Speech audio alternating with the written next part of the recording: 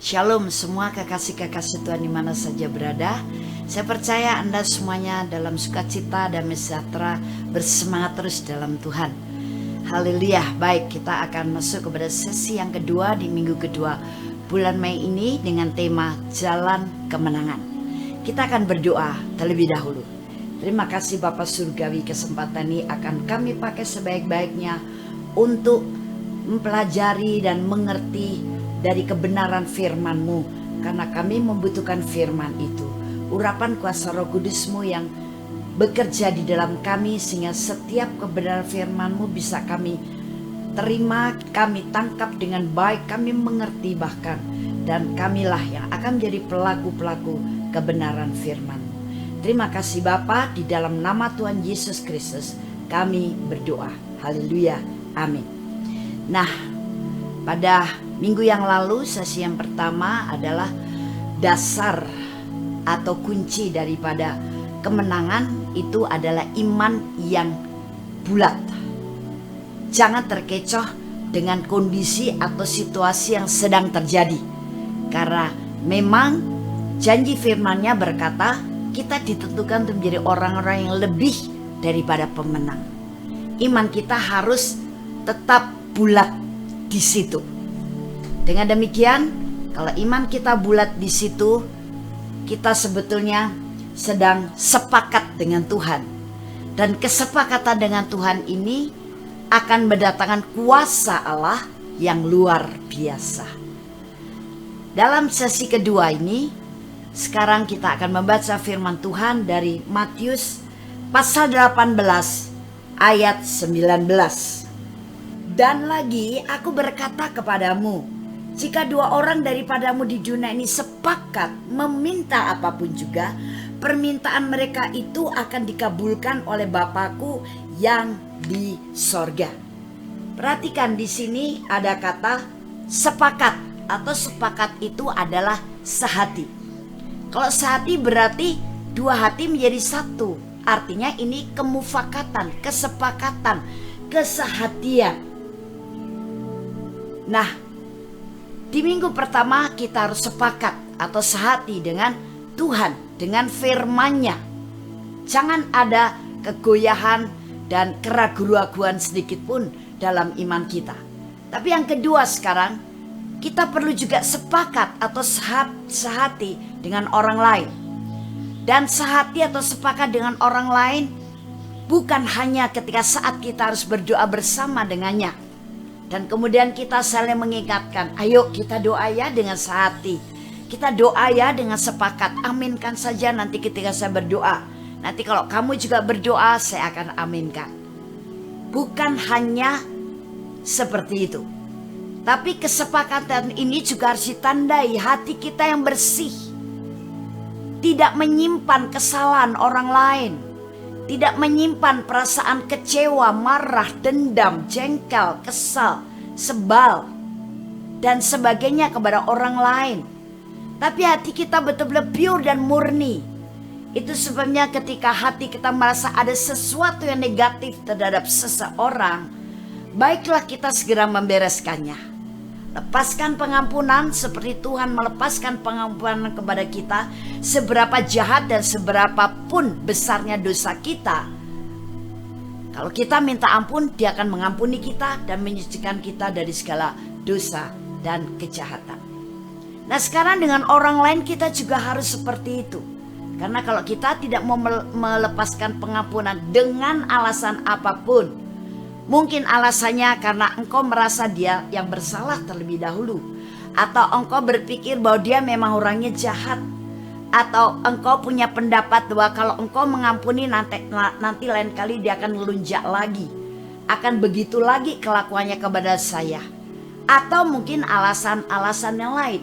Tapi itu tidak berguna. Ketika firman berkata lepaskan pengampunan, ampunilah orang yang bersalah kepada kamu seperti Bapa mengampuni kamu, tidak bisa ditawar lagi. Tidak bisa kita kompromikan dengan perasaan-perasaan yang negatif tadi. Tidak bisa kita kemudian minta keringanan daripada Bapa Surgawi untuk kita bisa menahan dulu kejengkelan kita kepada si A, kepada si B, kemarahan kita kepada dia, sakit hati kita karena dia telah melukai, kekecewaan kita dan sebagainya. Itu alasan tidak akan pernah didengar. Itu alasan tidak dipedulikan oleh surga. Karena ketika Bapa Surgawi mengatakan sesuatu, taatilah. Karena itulah kebenaran. Dan bagaimana kalau kita mempraktikkan kebenaran, yaitu firman itu, maka kita akan dimerdekakan.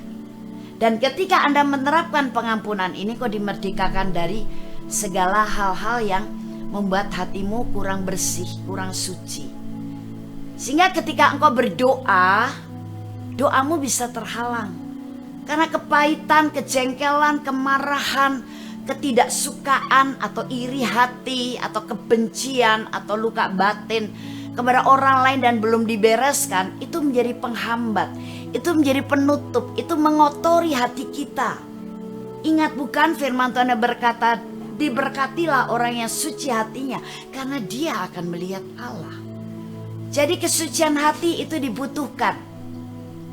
Dan ketika kita suci hatinya, walaupun barangkali kita berdoa seorang diri, di rumah atau dimanapun, tapi doa kita punya kuasa. Karena apa? Kita sepakat dengan orang lain. Jadi sepakat atau sehati itu bisa terjadi ketika dua orang atau lebih berdoa bersama-sama pada waktu yang sama di tempat yang sama. Tapi juga kesepakatan atau kesehatian kita dengan orang lain itu adalah dengan hati kita yang berdamai dengan semua orang. Nah, maka perdamaian ini akan mendatangkan kuasa Allah yang luar biasa. Apalagi kehidupan dalam rumah tangga, suami dan istri, orang tua dan anak, anak dan orang tua, anak dan anak, antara kakak dan adik. Bagaimana ini akan terlihat dengan jelas bahwa kesepakatan atau kesehatian antara kita dengan sesama itu sangat dibutuhkan. Kita harus menurunkan keegoan kita demi untuk apa? Demi untuk roh kebenaran itu muncul, tampil, menguasai kita. Sehingga yang kita lakukan, yang kita cerminkan adalah tunduk dan taat melakukan firman Tuhan. Tindakan-tindakan yang mulia, bukan tindakan-tindakan yang menyimpang dari firman. Nah, ketika kita suami istri sehati, apapun masalah yang sedang terjadi, apapun kebutuhan yang sedang mereka hadapi, dan dihadapi dengan doa yang sepakat, doa yang sehati, maka kuasa doa itu akan mendatangkan segala sesuatu yang kita doakan. Kesehatian juga bukan hanya dalam doa untuk suami istri.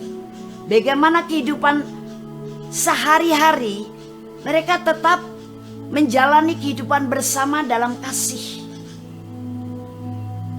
Bukan dalam pembenaran sendiri, bukan dalam keinginannya sendiri, bukan dengan kemauannya sendiri dan pasangan kita yang harus selalu tunduk dan mengikuti kemauan kita.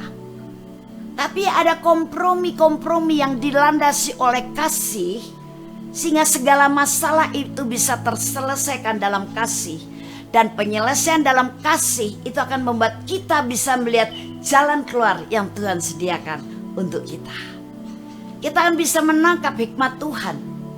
Bukan perselisihan yang terjadi antara suami istri, bukan pertengkaran, bukan kebencian yang ada dalam rumah tangga itu, sehingga walaupun tinggal serumah tapi hati sudah menjadi dua, bukan lagi satu. Apalagi sampai menjurus kepada perceraian, karena Allah membenci perceraian. Bukan itu kehendak Allah yang sempurna. Tapi kehendak Allah yang sempurna, kamu menang, kamu menang. rumah tanggamu menang, keluargamu menang. Makanya kamu harus hati satu dengan yang lain. Begitu juga anak dan orang tua dengan anak, adik dengan kakak, kakak dengan adik. Semuanya itu membutuhkan kesehatian, kesepakatan. Apalagi kalau kita mendapat kesempatan berdoa bersama.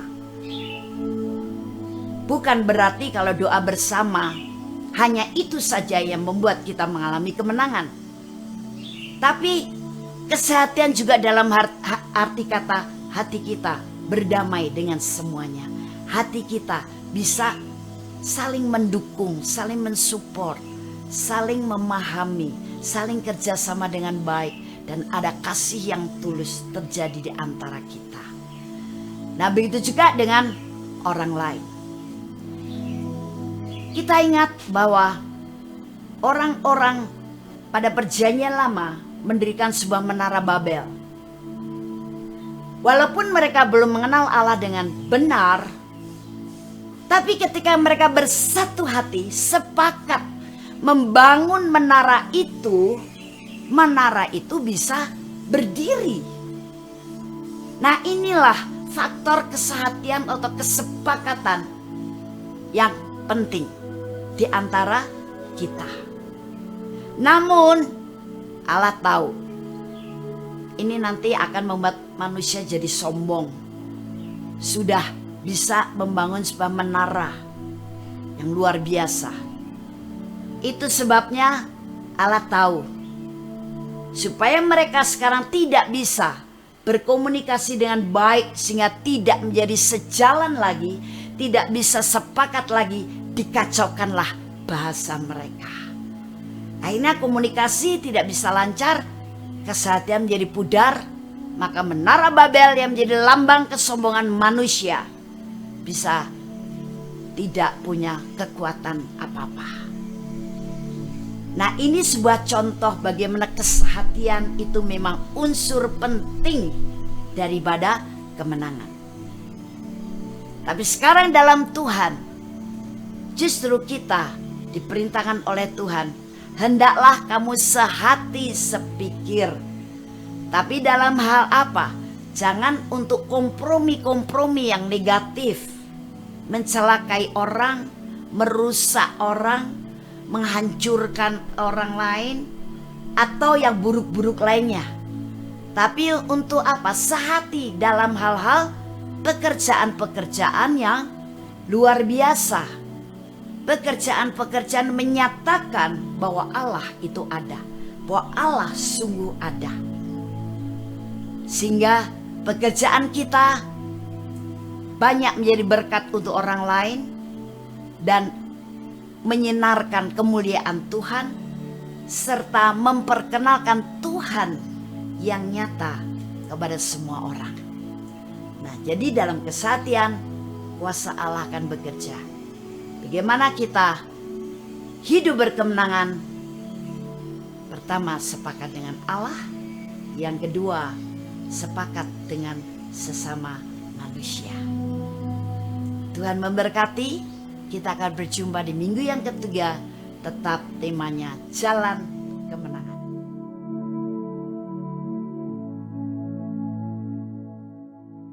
Shalom kepada semua kekasih-kekasih Tuhan dan saudara-saudariku di mana saja berada. Pada kesempatan Paskah di tahun 2021 ini, saya dengan sukacita mengucapkan selamat Paskah dan kita mengingat akan firman Tuhan dari Filipi 3 ayat yang ke-10. Yang kukehendaki ialah mengenal Dia dan kuasa kebangkitannya dan persekutuan dalam penderitaannya, di mana aku menjadi serupa dengan Dia dalam kematiannya, supaya aku akhirnya beroleh kebangkitan dari antara orang mati.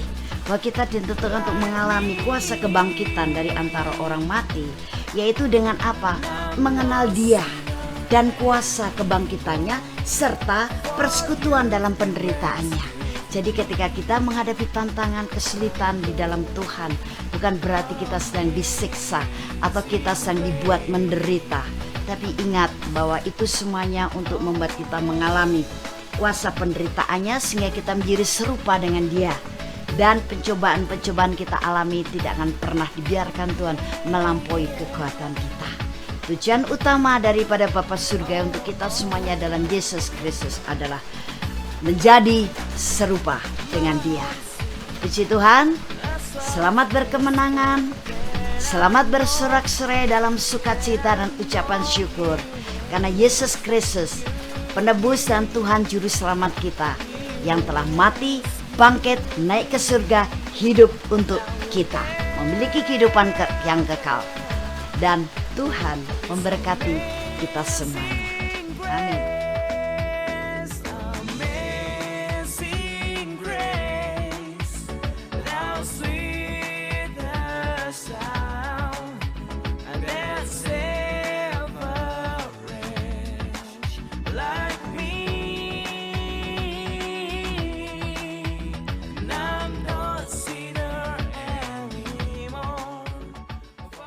Shalom. Terima kasih Anda telah menyaksikan seri kebenaran firman Tuhan yang akan selalu kami unggah setiap minggunya di channel Hope SCC TV. Saya percaya setiap kebenaran firman Tuhan ini akan membangun dan akan memberkati saudara. Itu sebabnya jangan lupa untuk like dan subscribe supaya Anda tidak ketinggalan untuk seri selanjutnya. Terima kasih dan Tuhan Yesus memberkati.